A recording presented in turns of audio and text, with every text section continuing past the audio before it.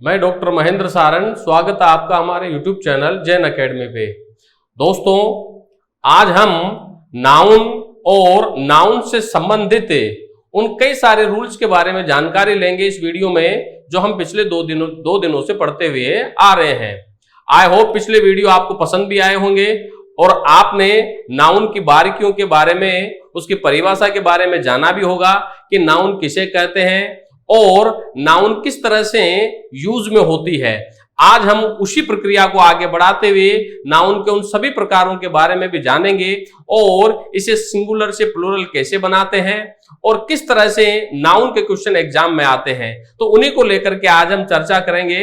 I hope पिछले video को जिस तरह से आपने अप्रिशिएट किया, इस वीडियो को भी आप उतनी अच्छी तरह से अप्रिशिएट करेंगे। तो इसे लाइक और सब्सक्राइब जरूर करें, ज्यादा से ज्यादा इसे शेयर करें ताकि हमें उसका मोटिवेशन मिलता रहे। तो आइए अब हम आज का वीडियो शुरू करते हैं, जिसमें नाउन के उन सारी बारीकियों के बारे में और कुछ एक्सेप्शन के बारे में हम जानेंगे, जो एग्जाम के लिए बहुत ही उपयोगी है। तो जरा देखिए, अगर बात हम नाउन की करते हैं तो नाउन इन नंबर, हमने पिछले वीडियो में देखा और पढ़ा कि नाउन के दो डिवीजन, काउंटेबल और अनकाउंटेबल, और नाउन के 5 प्रकार, जिनमें एब्स्ट्रैक्ट हो गई, कॉमन हो गई, मटेरियल हो गई, कलेक्टिव हो गई। एब्स्ट्रैक्ट नाउन के साथ कॉन्क्रीट नाउन और कंपाउंड नाउन के बारे में हमने जाना। अब हम इसी नाउन की प्रक्रिया को आगे बढ़ाते हुए हम देखते हैं noun in number. Dear student, noun जो है उसे काउंटेबल और अनकाउंटेबल दो भागों में डिवाइडेड किया गया। यानी कि कुछ संज्ञाएं ऐसी होती है जिन्हें गिना जा सकता है, जिनकी संख्या निर्धारित होती है, और कुछ संज्ञाएं ऐसी होती है जिन्हें गिना नहीं जा सकता, जिनकी मात्रा निर्धारित होती है। डियर स्टूडेंट, अगर बात काउंटेबल नाउन की करते हैं तो काउंटेबल नाउन जो रहती है वो एक सिंगुलर और प्लूरल, इसे दोनों ही फॉर्म में लिखा जाता है। सिंगुलर में भी लिखा जाएगा और प्लूरल में भी लिखा जाएगा।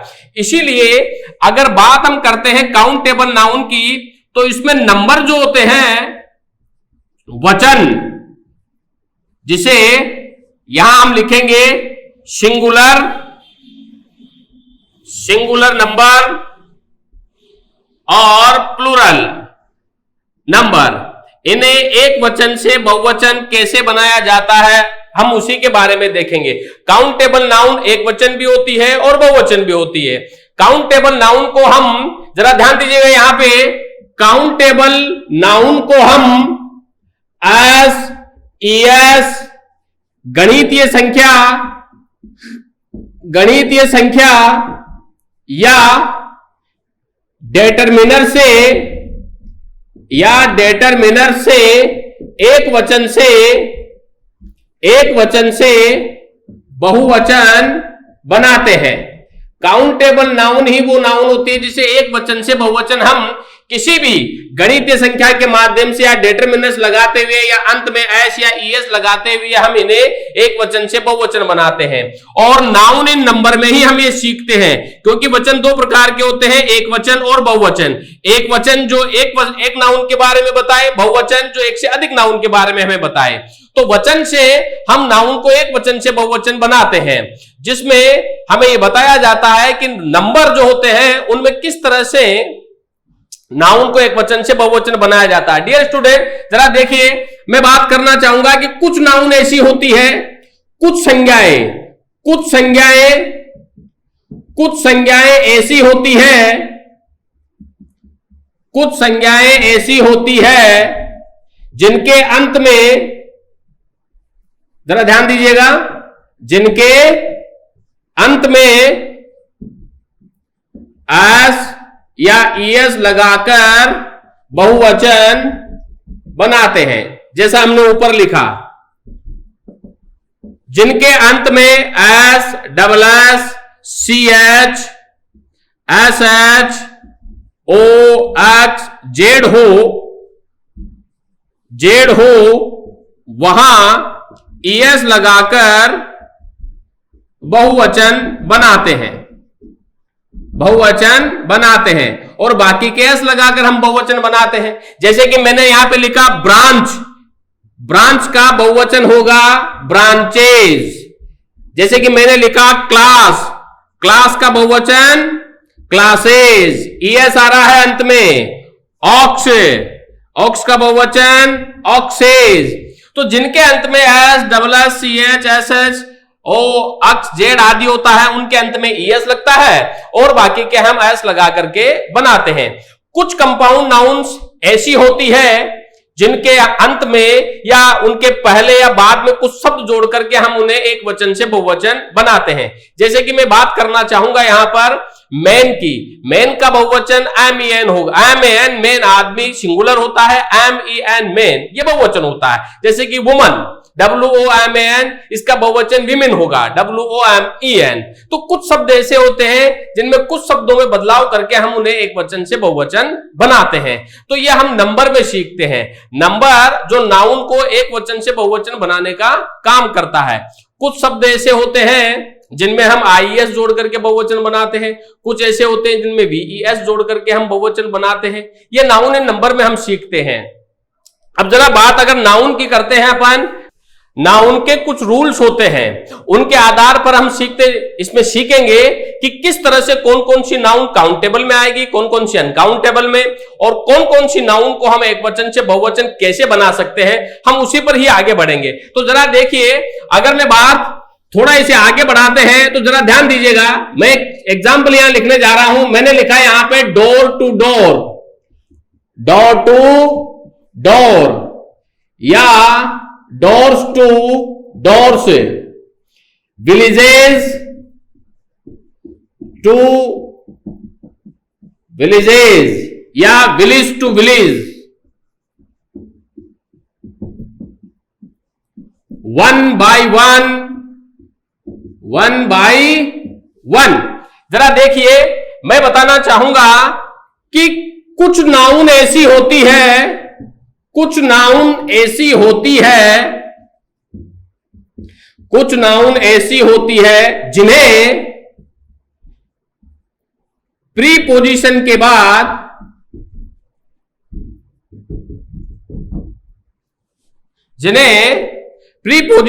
बाद दोहराने पर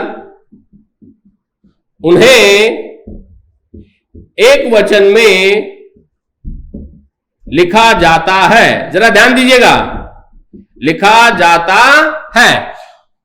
यदि सेम नाउन को प्रीपोजिशन के बाद दोहराया जाता है तो हम उसे सिंगुलर में लिखेंगे, हम उसे प्लूरल में नहीं लिख सकते। अब डोर टू डोर लिखना सही है, डोर्स टू डोर्स लिखना गलत है, विलेजेस टू विलेजेस ये गलत है, विलेज टू विलेज ये सही है, वन बाय वन ये सही है। तो अगर हम किसी नाउन को दोहराते हैं प्रीपोजिशन के बाद में तो हम उसे सिंगुलर में लिखेंगे। डियर स्टूडेंट, कुछ नाउन ऐसी होती है जो हमेशा बहुवचन में पाई जाती है। हम उन्हें एक वचन में कुछ निश्चित शब्दों के साथ में ही हम उसे एक वचन में लिख सकते हैं। जरा देखो, मैं यहां लिखना चाहूंगा, जैसे कि मैंने लिखा यहां पे पजामाज, पजामाज है, ट्राउजर्स है, गोगल्स है, बाइनोकुलर्स है, एरियर्स है, स्लीव्स है, ऐसी और भी कई सारी नाउन है। इनके अंत में लगे एस को हटाकर हम इन्हें एक वचन नहीं बना सकते हैं। ये कुछ ऐसी नाउन होती है जो हमेशा बहुवचन में ही रहेगी।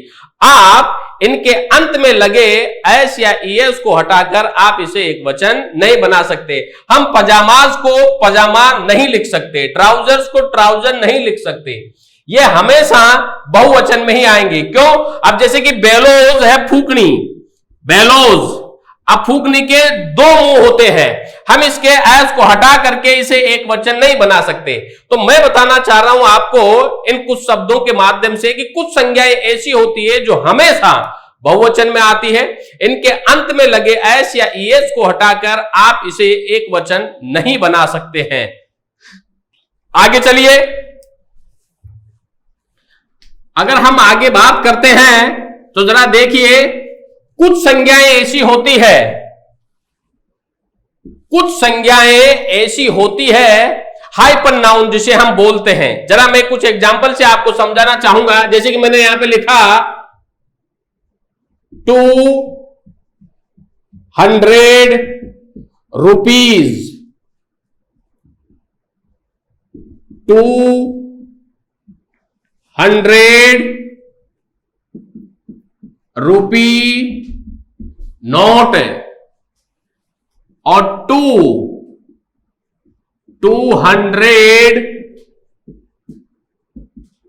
रुपी नोट से कुछ हाइपर नाउन्स ऐसी होती है, जैसे मैंने यहां पे लिखा है 200 रुपीज। अगर मैं इसके आगे नोट नहीं लगाता हूं तो फिर रुपी के एस लगाना जरूरी होता है। आप इसे रुपये नहीं लिखेंगे, रुपीज लिखेंगे।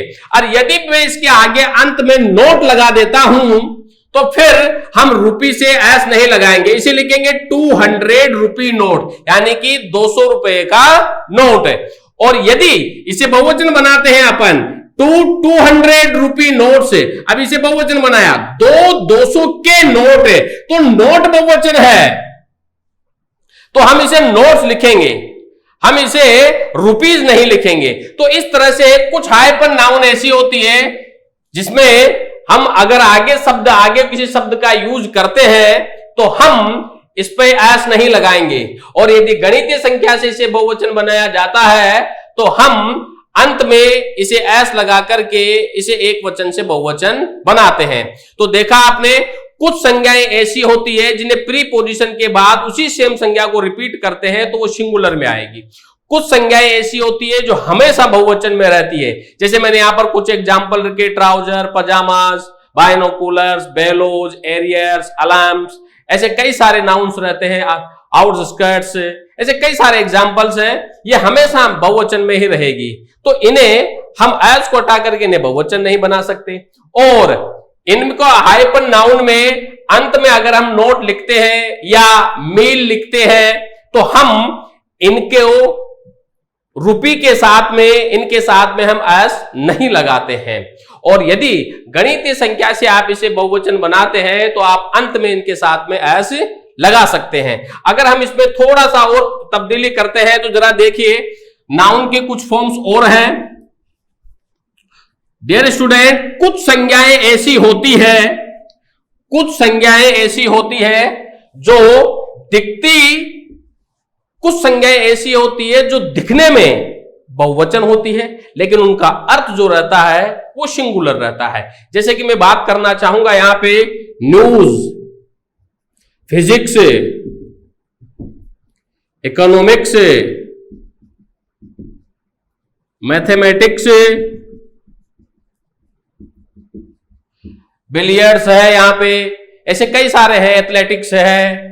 तो ये कुछ संज्ञाएं ऐसी होती है जो दिखने में, अब ये दिखने में बहुवचन है यहां पे, लेकिन इनके अर्थ में ये सिंगुलर होती है। जैसे कि मैंने लिखा यहां पे this news is reliable, this news is reliable. अब यहां पे न्यूज एक वचन माना है हमने, तो यहां पर हेल्पिंग वर्ब भी एक वचन में लिखी जाएगी। जैसे कि मैंने लिखा यहां पे physics is my favourite subject, is my favourite subject. अब फिजिक्स एक सब्जेक्ट का नाम है, दिखने में बहुवचन है लेकिन अर्थ में एक वचन है, तो यह भी एक वचन, और इनके साथ वर्ब भी किसमें आएगी, एक वचन। तो याद रखिए, कुछ संज्ञाएं ऐसी होती है जो दिखने में बहुवचन होती है लेकिन उनका अर्थ जो रहता है, अर्थ में वो सिंगुलर होती है। तो अर्थ में सिंगुलर होने की वजह से इनके साथ वर्ब भी सिंगुलर में ही लिखी जाती है। और कुछ संज्ञाएं ऐसी होती है, जरा ध्यान दीजिएगा, कुछ संज्ञाएं ऐसी होती है जो दिखने में, कुछ संज्ञाएं ऐसी होती है जो दिखने में एक वचन होती है लेकिन अर्थ में बहुवचन होती है। जैसे कि मैं बात करना चाहूंगा ऐसी कौन कौन सी संज्ञाएं हैं, जैसे कि मैंने लिखा क्लर्की, पीपल, पब्लिक, पुलिस। कुछ संज्ञाएं ऐसी होती है जो दिखने में एक वचन लेकिन अर्थ में बहुवचन होती है। Peasantry,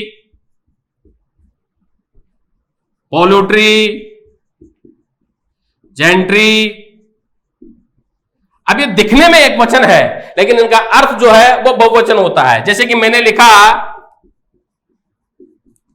people are talking about him, about him. अब यहां पर पीपल को बहुवचन माना गया है तो वर्ब भी किस में आई है, यहां पे बहुवचन में। तो इसी तरह से आप इन नाउन्स के फॉर्म को जानने का प्रयास करें। जरा मैं दोबारा रिपीट करना चाहूंगा, कुछ संज्ञाएं ऐसी होती है जो दिखने में बहुवचन, जैसे न्यूज, फिजिक्स, इनका एग्जाम्पल मैंने दिया, जो दिखने में बहुवचन लेकिन अर्थ में सिंगुलर होती है, इसीलिए वर्ब सिंगुलर लेगी।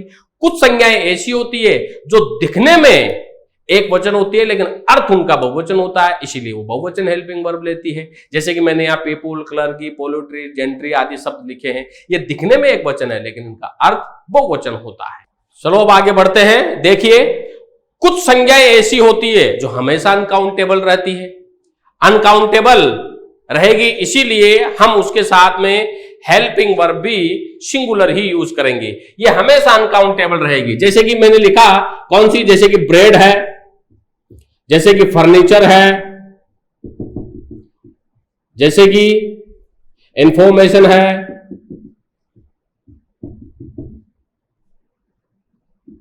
जैसे कि लगेज है,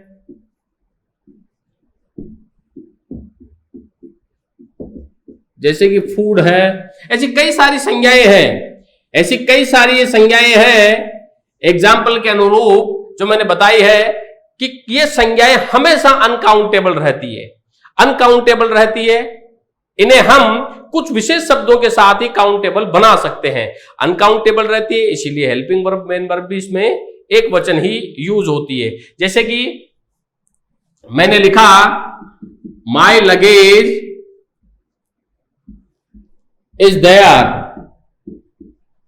माई luggage is there. Bread was not sufficient for us, bread हमारे लिए पर्याप्त नहीं थी। अब यहां पर इसे एक वचन माना गया तो वर्ब भी किसमें आई है, एक वचन में। लेकिन हम कुछ विशेष शब्दों के साथ हम इन्हें एक वचन से बहुवचन बना सकते हैं। जैसे कि ब्रेड है, अब मैंने यहां पे लिखा 2 pieces of bread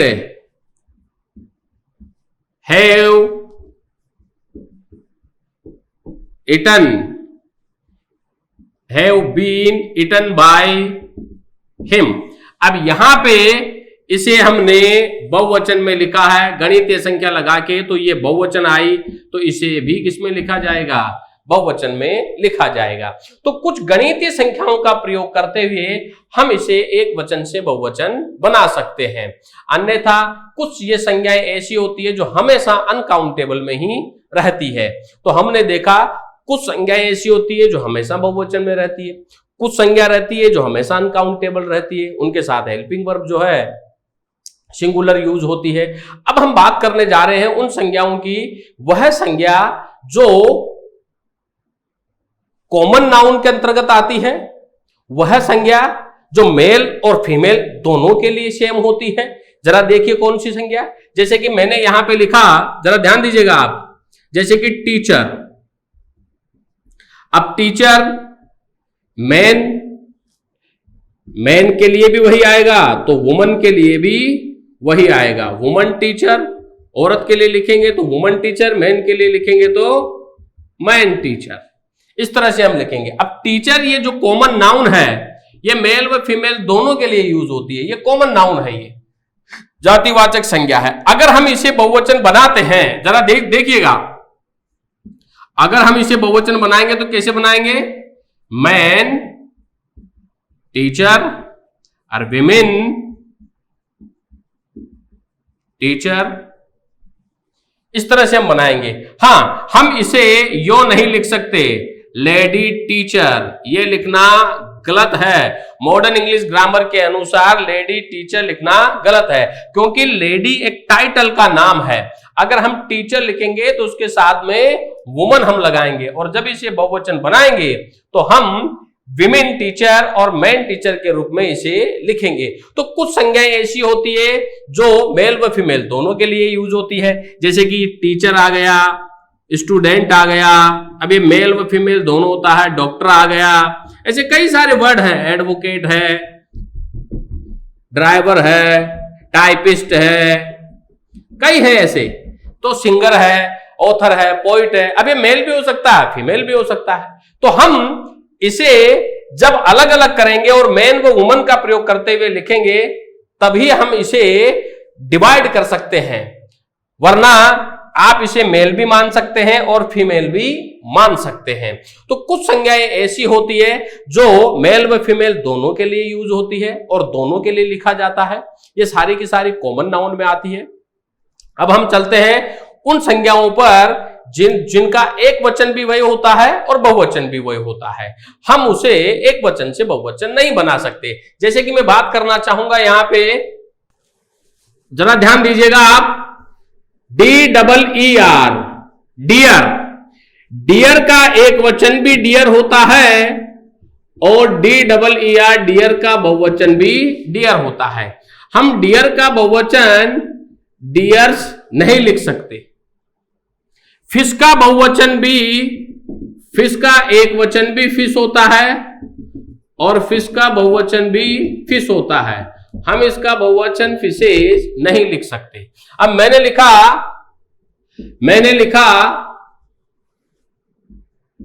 a deer is grazing in the pasture, in the pasture, और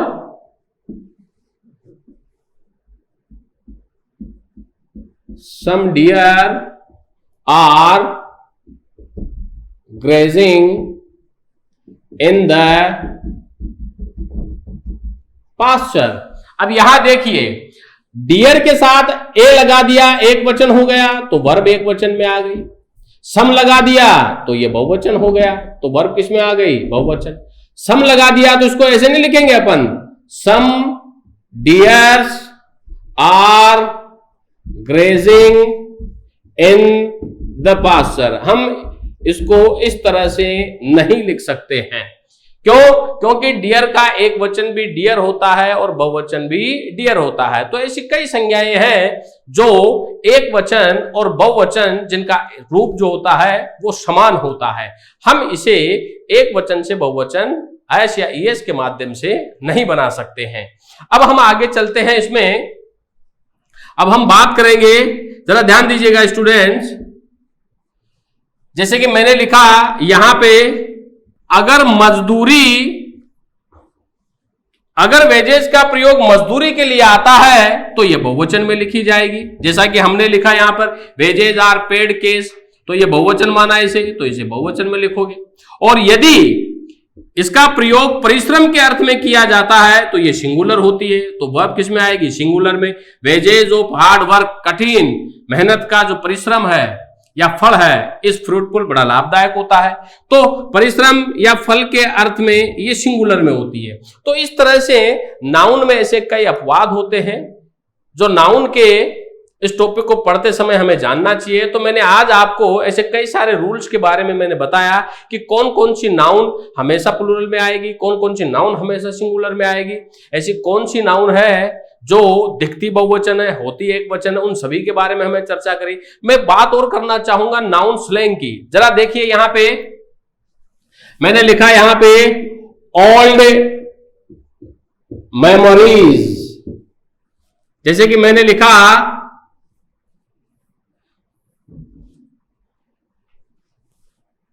गुड नेम, जैसे मैंने लिखा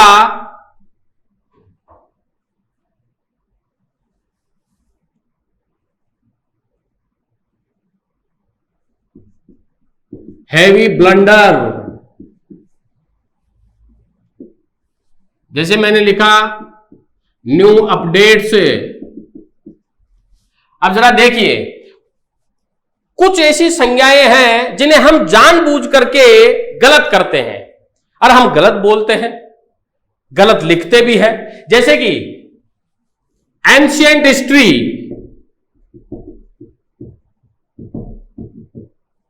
या ओल्ड हिस्ट्री कह लो आप। अब जरा देखिए, इतिहास पुराना ही होता है, इतिहास होता है, उसके साथ एंशियंट लगाना जरूरी नहीं है। नाउन स्लैंग का मतलब कुछ शब्द ऐसे होते हैं जो नाउन के साथ बेतुके तरीके से जुड़े हुए रहते हैं। जैसे कि देखो ओल्ड मेमोरीज, अब मेमोरीज ओल्ड होती है, उसके साथ में ओल्ड लगाना जरूरी नहीं है। गुड नेम, किसी का नाम अच्छा या बुरा नहीं होता है, नाम नाम होता है। अब किसी का नाम फक्कड़ सिंह है, लेकिन उसके मां बाप ने उसे हमेशा राजा बेटा कह के ही पुकारा है, तो आप किसी के नाम को गलत या सही नहीं कह सकते, नाम नाम होता है, इसीलिए उसके साथ में गुड या बैड लगाना ठीक नहीं है। हैवी ब्लंडर, ब्लंडर ब्लंडर होता है, आप उसको हैवी या लाइट कह के आप उसे डिफाइन नहीं कर सकते, क्योंकि ब्लंडर का नाम ही तूफान है। और जैसे मैंने लिखा न्यू अपडेट्स, अब अपडेट्स न्यू होते हैं, उसके साथ न्यू लगाना जरूरी नहीं है। अब जैसे कि मैंने लिखा यहां पे कजिन ब्रदर, कजिन ब्रदर, अब ये लिखना गलत है। कजिन ब्रदर जो है, हम कजिन को कजिन ही लिखेंगे, कजिन का मतलब ही ब्रदर और सिस्टर होता है, उसके साथ में कजिन के साथ में ब्रदर या सिस्टर लगाना जरूरी नहीं होता है। तो कुछ शब्द नाउन के साथ ऐसे होते हैं जो बिना वजह जुड़े हुए रहते हैं, और हम बोलचाल की प्रक्रिया के अनुसार इन्हें माना, बोलचाल की प्रक्रिया के अनुसार आप इन्हें ठीक मानते हैं और हम बोलते भी हैं, लेकिन ग्रामेटिकली रूप से अगर हम देखते हैं इसे, तो यह ठीक नहीं होते हैं और इन्हें इस तरीके से लिखा नहीं जाता है। जैसे कि मैंने लिखा यहां पर विंड, एयर और विंड, मैं बात करना चाहूंगा प्रकृति से प्रदत्त जो हवा है वो विंड है, और जो हम उत्पादित करते हैं वो एयर में आती है। अब विंड और एयर जरा ध्यान दीजिएगा, जिसे हम प्रोड्यूस करते हैं वो एयर में आती है, प्रकृति से प्रदत्त जो बाहरी हवा है वो विंड में आती है। अब हम इसे हैवी विंड या लाइट विंड लिखना गलत है, क्योंकि विंड विंड होती है, हम इसके साथ में इस तरह के शब्दों का प्रयोग नहीं कर सकते, और नहीं हम एयर के साथ इन शब्दों का प्रयोग कर सकते। तो नाउन में यह जरूर जानना चाहिए कि ऐसी कौन सी नाउन है, उनको लिखने का तरीका क्या है, तब हम इसके फंडामेंटल्स के बारे में जान पाएंगे। अब हम देखते हैं नाउन में, नाउन एंड केस को लेकर चर्चा करते हैं। जरा देखिए, अब हम इसमें थोड़ा आगे बढ़ते हैं और नाउन एंड केस की चर्चा करते हैं। जरा देखिए, अगर बात नाउन एंड केस की आती है, यानी कि नाउन को कहां कहां लिखा जाता है, तो पहला नॉमिनेटिव केस, इसमें नाउन सब्जेक्ट में लिखी जाती है, सब्जेक्ट में लिखी जाती है। जैसे कि मैंने लिखा रमन इज माई फ्रेंड। अब यहां देखिए, रमन ये भी नाउन है, फ्रेंड ये भी नाउन है, ये नाउन आ रही है, ये सब्जेक्टिव केस में आ रही है, इसीलिए हम इसे नॉमिनेटिव केस में लिखेंगे। यह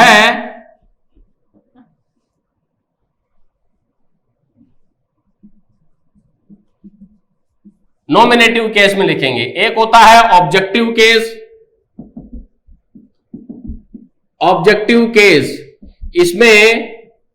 इसमें नाउन ऑब्जेक्ट के स्थान पर लिखी जाती है, यानी कि नाउन सब्जेक्ट में भी आएगी, ऑब्जेक्ट में भी आएगी, सब्जेक्ट की जगह आएगी, नॉमिनेटिव केस होगा, सब्जेक्टिव केस होगा। और ऑब्जेक्टिव केस में नाउन को लिखा जाएगा जिसमें ऑब्जेक्ट में आएगा। जैसे कि यहां देखिए, रमन इज माय फ्रेंड, तो रमन यहां पर जो नाउन है सब्जेक्टिव केस में है, फ्रेंड जो नाउन है यहां पर ये कौन से केस में है, ऑब्जेक्टिव केस में है। हम इसे एक वचन बहुवचन में लिख सकते हैं। अब ऑब्जेक्टिव केस जो रहता है, इसके दो भाग होते हैं, एक होता है डेटिव केस और एक होता है एक्यूजेटिव केस, इन दो तरह से इसमें नाउन को लिखा जाता है, क्योंकि कई बार क्या है कि डबल ऑब्जेक्ट आते हैं इसमें, डबल ऑब्जेक्ट। जैसे कि मैंने लिखा यहां पर he gave a book Rahul, कि उसने एक किताब राहुल को दी। अब जरा देखिए, ही सब्जेक्ट हो गया यहां पे, गेव मेन वर्ब हो गई, ए बुक ये भी ऑब्जेक्ट, ये भी ऑब्जेक्ट। अब यहां पे ये भी नाउन है, यह भी नाउन है। अब जो एक वाक्य में दो तरह के ऑब्जेक्ट आ सकते हैं, एक डायरेक्ट ऑब्जेक्ट, एक इनडायरेक्ट ऑब्जेक्ट। जरा देखिए, अगर बात ऑब्जेक्ट की आती है तो एक होता है डायरेक्ट ऑब्जेक्ट, और एक होता है इनडायरेक्ट ऑब्जेक्ट। अब बात जब डायरेक्ट व इनडायरेक्ट की आती है तो मैं बताना चाहूंगा कि जो डायरेक्ट और इनडायरेक्ट ऑब्जेक्ट दोनों को लिखा जा सकता है वाक्य में। अब बात जब डायरेक्ट व इनडायरेक्ट ऑब्जेक्ट की आती है तो इनडायरेक्ट ऑब्जेक्ट जो रहता है वो व्हाट का जवाब होता है, व्हाट का जवाब, और डायरेक्ट जो ऑब्जेक्ट होता है ये होता है होम का जवाब।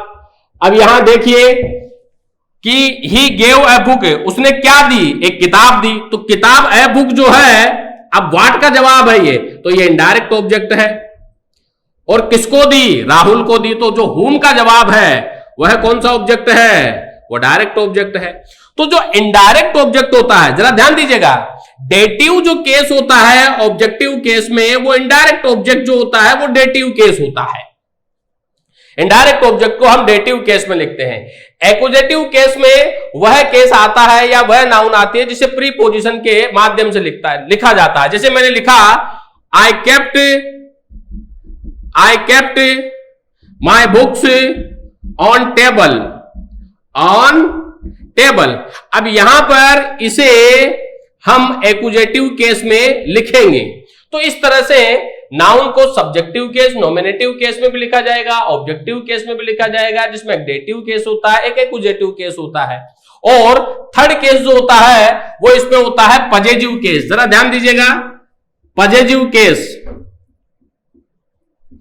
अगर बात पजेजिव केस की है तो इसमें नाउन को संबंध बताने वाला वह केस संबंध कारक जो संबंध को बताए। अब पजेजिव केस में हम नाउन को अपस्ट्रोफ के साथ में लिखते हैं। जैसे कि मैंने यहां पे लिखा राम्स बुक,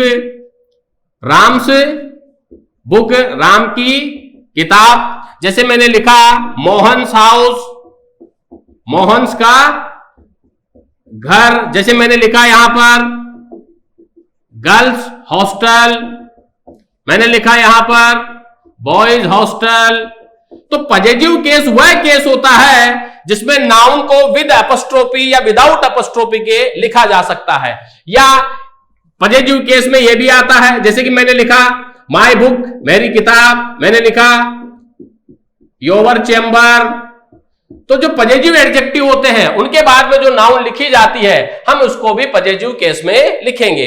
तो पहला केस हो गया नाउन को लिखने का नॉमिनेटिव केस, सब्जेक्टिव केस। दूसरा हो गया ऑब्जेक्टिव केस जिसके दो भाग हुए, डेटिव केस, एक्यूजेटिव केस, और तीसरा हो गया पजेजिव केस, और चौथा होता है इसमें vocative case. Dear student, vocative case में हम नाउन को अलग करके उसको दर्शाते हैं, चाहे वो सब्जेक्ट की जगह पे या लास्ट की जगह पे। जैसे कि मैंने कहा Rahul my dear come here.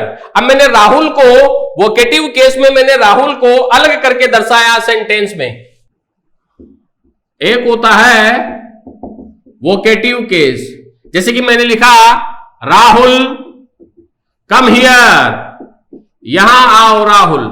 अब यहां पे राहुल जो है जब किसी नाउन को हम अपोजिट करके लिखते हैं, अपोजिशन में लिखते हैं, या उसे पुकार करके हम लिखते हैं, या अलग से बोला जाता है, तो वो वोकेटिव केस में लिखा जाता है। तो इस तरह से अंग्रेजी वाक्यों में नाउन को सब्जेक्टिव केस में, ऑब्जेक्टिव केस में, पजेजिव केस में और वोकेटिव केस में लिखा जाता है, और इसी तरह से नाउन को पढ़ा जाता है। आई होप आपको ये वीडियो पसंद आया होगा। आप इसे ज्यादा से ज्यादा लाइक और सब्सक्राइब करें। अब हम अगले वीडियो में इसके एरर से संबंधित जानकारी लेंगे और इसके प्रैक्टिस एक्सरसाइज इन रूल्स और रेगुलेशंस के माध्यम से सोल्व करेंगे। Thank you very much.